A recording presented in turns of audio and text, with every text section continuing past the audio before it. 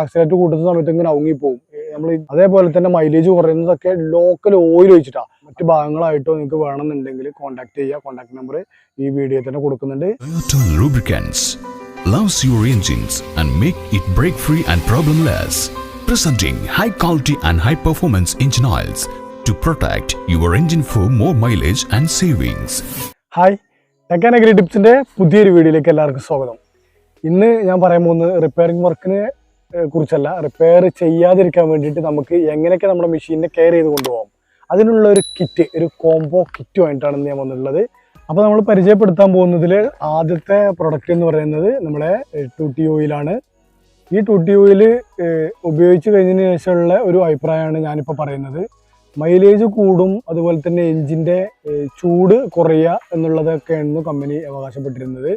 അപ്പം അത് വാസ്തവത്തിൽ ഒരു പരിധി വരെയൊക്കെ ശരി തന്നെയാണ്. അതായത് ഓവറായിട്ട് ഹീറ്റാവുന്നത് ഈ ഓയിൽ തടയുന്നുണ്ട്.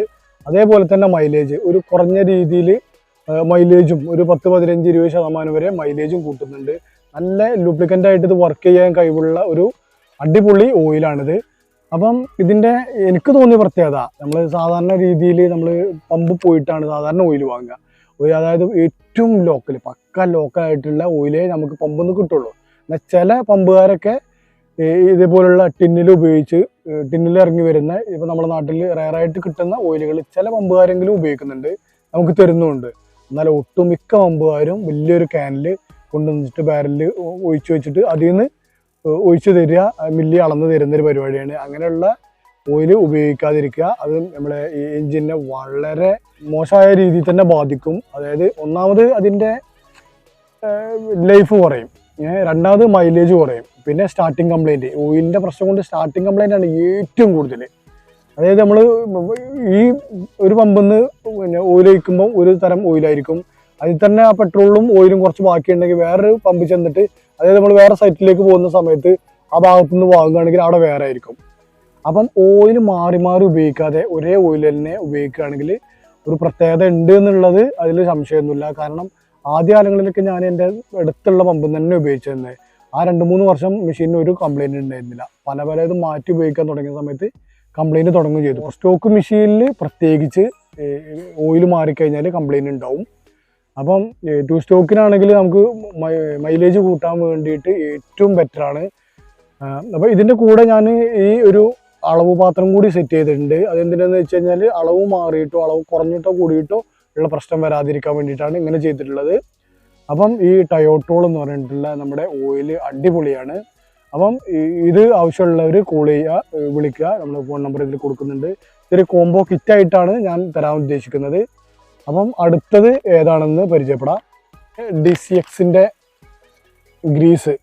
ഈ DCXൻ്റെ ഗ്രീസിൻ്റെ കാര്യം പറയുമ്പോൾ ഇത് നല്ല ഒരു അടിപൊളി കമ്പനിയാണ്. ഇതിൽ ബ്രഷ് കട്ടർ മെഷീന് ഈ DCX ബ്രഷ് കട്ടർ ഇറക്കുന്നുണ്ട്. അപ്പം ഗ്രീസിൻ്റെ കാര്യത്തിൽ നമ്മൾ കോംപ്രമൈസ് ചെയ്താണ് പലപ്പോഴും നമ്മൾ ഗ്രീസ് ഉപയോഗിക്കാറ്. അതായത് 100 ഗ്രാമിന് 30-40 രൂപയൊക്കെ കൊടുത്തിട്ടാണ് നമ്മൾ ഉപയോഗിക്കുക. അതുകൊണ്ട് തന്നെ ഗിയർ സെറ്റ് പോകാൻ സാധ്യതയുണ്ട്. അപ്പം ഞങ്ങളത് പോയില്ലല്ലോ എന്ന് പറയണ്ട, കുറേ കാലം ഉപയോഗിച്ചാൽ സംഭവിക്കുന്നത് ഇതിൻ്റെ കൂടെ തന്നെ കാണിച്ചു തരാം. കണ്ടോ, ഞാൻ ഉപയോഗിച്ചിരുന്നത് ഈ സംഭവമാണ്, ഈ ഡാൽഡ പോലുള്ള ഗ്രീസ്. ഇത്രയായി ഇതൊക്കെ, ഇതിൻ്റെ എത്രയോ ബോട്ടിലുകൾ ഞാൻ എൻ്റെ ഈ ഗിയർ സെറ്റിലേക്ക് ഉപയോഗിച്ചിരുന്നു. ഇപ്പോഴും ഞാൻ എൻ്റെ നല്ല മെഷീനിലും ഉപയോഗിക്കുന്നത് ഇതാണ്. അപ്പോൾ ഇതെന്താ സംഭവിക്കുന്നതെന്ന് ചോദിച്ചു കഴിഞ്ഞാൽ, നമ്മൾ ഗ്രീസൊക്കെ ഇതിൻ്റെ ഉള്ളിൽ കൂടി തള്ളിക്കയറ്റി വിടും. പിന്നെ ഈ ഗ്രീസ് ചൂടാവുന്ന സമയത്ത് സംഭവിക്കുന്നത്, ഇത് വർക്ക് ചെയ്ത് ഇതൊരു കാർബൺ രൂപത്തിൽ ഇതിനുള്ളിൽ പൊടിയായിട്ട് കിടക്കുകയാണ്. അപ്പം അങ്ങനെ അത് പിന്നെ ചൂടായി അത് പക്ക ഹാർഡ് ആയിട്ടുള്ള കാർബണായി മാറും.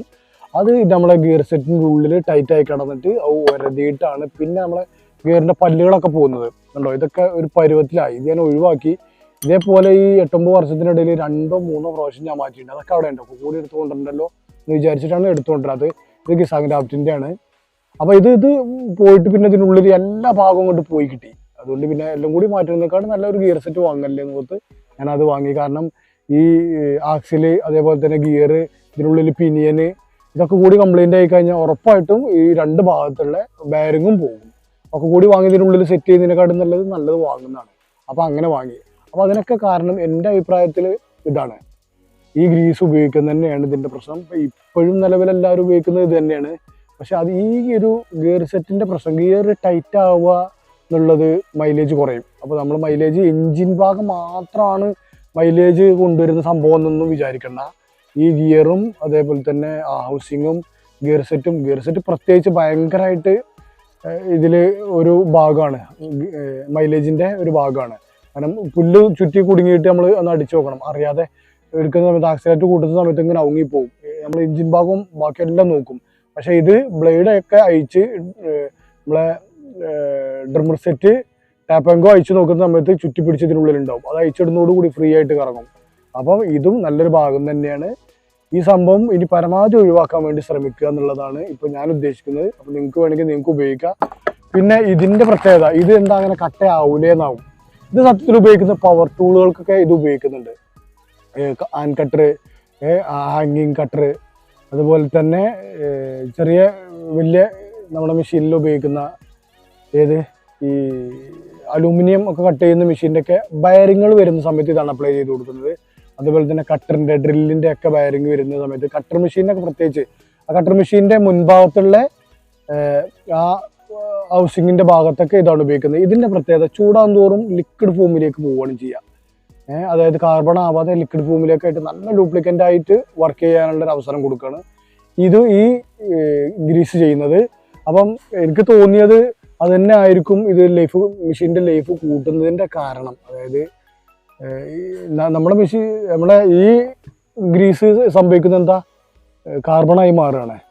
അതേ സ്ഥാനത്ത് കട്ടായി മാറുകയും ചെയ്യുക. അതേ സ്ഥാനത്ത് ഇത് ലിക്വിഡ് രൂപത്തിലേക്ക് പോയിട്ട് മെഷീൻ്റെ എല്ലാ ഈ മില്ലിങ്ങിൻ്റെ ഇടയിലും അത് ഓരോ പല്ലുകളില്ലേ അതിൻ്റെ ഇടയിലൊക്കെ കൂടെ കിടന്ന് കറങ്ങാനാണ് ഇത് ശ്രമിക്കുന്നത്. അതുപോലെ തന്നെ മെഷീൻ ഓഫായി കഴിഞ്ഞാൽ പിന്നെ പഴയ രൂപത്തിലേക്ക് തന്നെ കുറച്ച് അത് ഒലിച്ചു പോകാതിരിക്കാൻ വേണ്ടിയിട്ട് താനെ അതിന് കട്ടായി മാറും. സ്റ്റാർട്ടായി ചൂടാവുന്നതോടുകൂടി ഇത് മാറും, ലിക്വിഡ് ഫോമിൽ തന്നെ വർക്ക് ചെയ്തുകൊണ്ടിരിക്കും. ഇതതിന് പകരം ചൂടായി കഴിഞ്ഞ് കുറച്ച് കഴിഞ്ഞാൽ കട്ടയായിട്ട് പിന്നെ കാർബൺ ആവുകയാണ്. അപ്പോൾ നമ്മുടെ മെഷീനിലുള്ള ഒരു അനുഭവം കേട്ടോ, അല്ലാതെ ഇതിൻ്റെ ശാസ്ത്രീയ വശങ്ങളൊന്നും അല്ല ഞാൻ പറയുന്നത്. ഞാൻ ഇത്രയും കാലം ഉപയോഗിച്ചപ്പോൾ നമ്മുടെ മെഷീൻ ഊരി ചാടിയ സമയത്ത് ഇത് ഇവിടുന്ന് ഇവിടെ ഇത് കറങ്ങിയിട്ട് ബയറിംഗ് ഒക്കെ കൂടി പോകുന്ന സമയത്ത് ഇതിൻ്റെ ഉള്ളിൽ നിന്ന് ഇങ്ങനെ ഫ്രീ ആയിട്ട് വന്നു. ആ സമയത്ത് ഇങ്ങനെ കയ്യിലേക്ക് തട്ടിയ സമയത്ത് എന്താ വന്നത്, കുറേ കട്ട കറുത്തെ കംപ്ലീറ്റ് ഗ്രീസായിരുന്നു. അങ്ങനെ കാർബൺ ആവില്ല എന്നുണ്ടെങ്കിൽ അതിനുള്ളിൽ ആ കട്ട വരാൻ ഒരു സാധ്യതയില്ല. എല്ലാ ദിവസവും 20 മില്ലി വെച്ച് ജസ്റ്റ് ഒന്നുമില്ലെങ്കിൽ 10 മില്ലിയെങ്കിലും ഡെയിലി ഇതിനുള്ളിലേക്ക് കയറ്റി കൊടുക്കുന്നുണ്ട്. അതൊക്കെ കട്ടായി കരിയായിട്ടാണ് ഇത് കേടാക്കിയത്. നമ്മൾ നല്ലതെന്ന് വിചാരിച്ച് കൊടുത്ത സാധനം കേടായി. ഇപ്പോൾ ഞാൻ ഉപയോഗിക്കുന്നത് തന്നെയാണ്, പക്ഷേ ഇതിൻ്റെ ഈ കൂട്ടത്തിൽ ഇനി ഉപയോഗിക്കാൻ ഉദ്ദേശിക്കുന്ന ഇതാണ്. ഇതും അതേപോലെ തന്നെ സാമ്പിളിന് ഒന്നേ ഉപയോഗിച്ചിട്ടുള്ളൂ. അതിൻ്റെ ഫലം ഇത് ഞാൻ ഈ പറഞ്ഞ പോലെയാണ്, കട്ടയാവുന്ന പ്രശ്നത്തിലില്ല. അപ്പം ഇത് കയ്യിലാവാതെ നമുക്ക് മെഷീനിലേക്ക് ചെയ്യാൻ വേണ്ടിയിട്ട് ഇതിലൊരു സിറിഞ്ചും തന്നിട്ടുണ്ട്. സിറിഞ്ച് ഇതിൻ്റെ ഇത് അടപ്പ് ഓപ്പൺ ആക്കിയതിന് ശേഷം സിറിഞ്ച് അതിലേക്ക് വെക്കുക, അതിനുള്ളിലേക്ക് വലിച്ച് നമ്മൾ പ്രസ് ചെയ്ത് കൊടുത്താൽ സിറിഞ്ചിനുള്ളിലേക്ക് കയറും. അതേപോലെ നേരെ മെഷീനുള്ളിലേക്ക് വെച്ച് അടിച്ച് കയറ്റുക. കയ്യിലാവാനോ വേസ്റ്റായി പോകാനല്ല. ഇതാകുമ്പോൾ നമ്മളിങ്ങനെ തോണ്ടി എടുത്തിട്ട് അതായത് നമ്മൾ സിറിഞ്ചിനുള്ളിലേക്ക് ബാക്കിലേക്ക് ഇങ്ങനെ കയറ്റണം. എന്നിട്ടൊക്കെ കയ്യിലൊക്കെ കയ്യിലാവുന്നൊന്നും വിഷയമല്ല. പക്ഷെ ഇതിൽ ഞാൻ കയ്യിലാവുന്നതിനെ കുറിച്ചല്ല പറഞ്ഞത്, വേസ്റ്റ് ആവുന്നതിനെ കുറിച്ചാണ്. ഇതിൽ വേസ്റ്റ് ആവാനില്ല.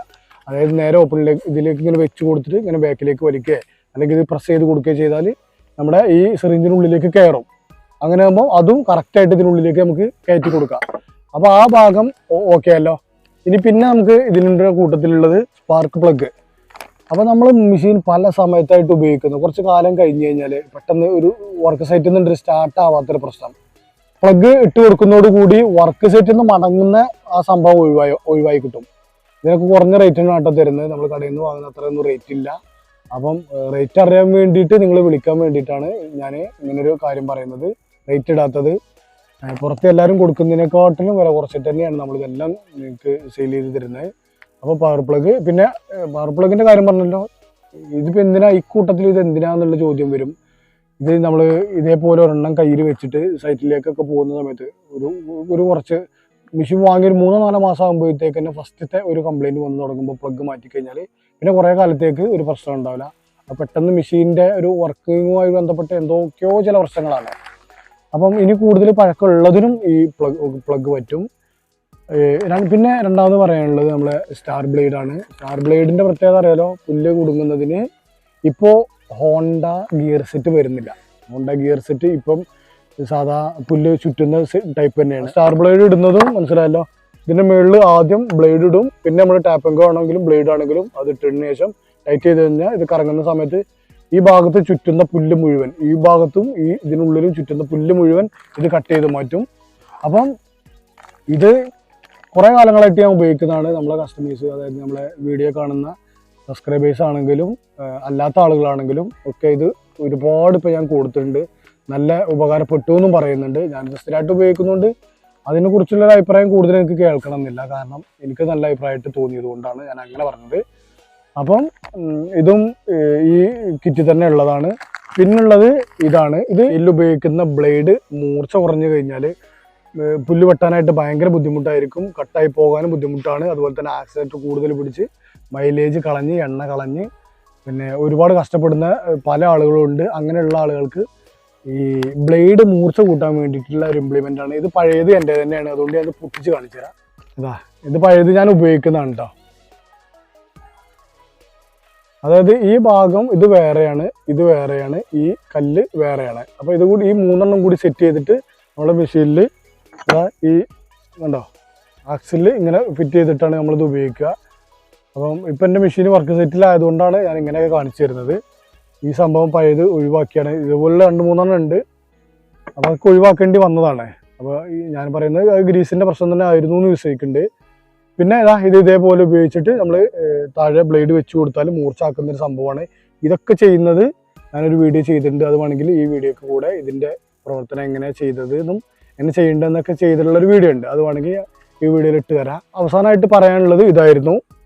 അപ്പം ഇത്രയൊക്കെ ഉള്ളൂ ഇന്നത്തെ വീഡിയോ. നിങ്ങൾക്ക് ഞാൻ സെറ്റ് ചെയ്ത കോംബോ, അതായത് ഒരു കോംബോ സെറ്റ് ആക്കുന്ന സമയത്ത് എല്ലാ സമയത്തും അതിനോട് യോജിച്ച് ഏതൊക്കെ വേണം എന്നുള്ളതിന് വേണ്ടിയിട്ടാണ് ഞാനിങ്ങനെ ഇതൊരു സെറ്റ് ചെയ്തത്. അപ്പോൾ ഇത് മുഴുവനായിട്ടോ അല്ലെങ്കിൽ ഇതിൻ്റെ മറ്റ് ഭാഗങ്ങളായിട്ടോ നിങ്ങൾക്ക് വേണമെന്നുണ്ടെങ്കിൽ കോൺടാക്ട് ചെയ്യുക. കോൺടാക്ട് നമ്പർ ഈ വീഡിയോ തന്നെ കൊടുക്കുന്നുണ്ട്. അപ്പം ഇന്നത്തെ വീഡിയോ ഇത്രേ ഉള്ളൂ. വീഡിയോ എല്ലാവർക്കും ഇഷ്ടപ്പെട്ടു എന്ന് കരുതുന്നു. ഇഷ്ടപ്പെട്ട എല്ലാവരും ലൈക്ക് ചെയ്യുക, കമൻറ്റ് ചെയ്യുക, ഷെയർ ചെയ്ത് കൊടുക്കുക. കൂട്ടുകാർക്കൊക്കെ, നമ്മൾ പുല്ല് വെട്ടുന്ന ആളുകൾക്കൊക്കെ ഷെയർ ചെയ്ത് കൊടുത്തിട്ട് അതൊന്നും അറിയിക്കുക ഇങ്ങനെ സംഭവം ഉണ്ടെന്ന്. അപ്പം അടുത്തൊരു വീഡിയോയിൽ കണ്ടുമുട്ടുവരെ ബൈ.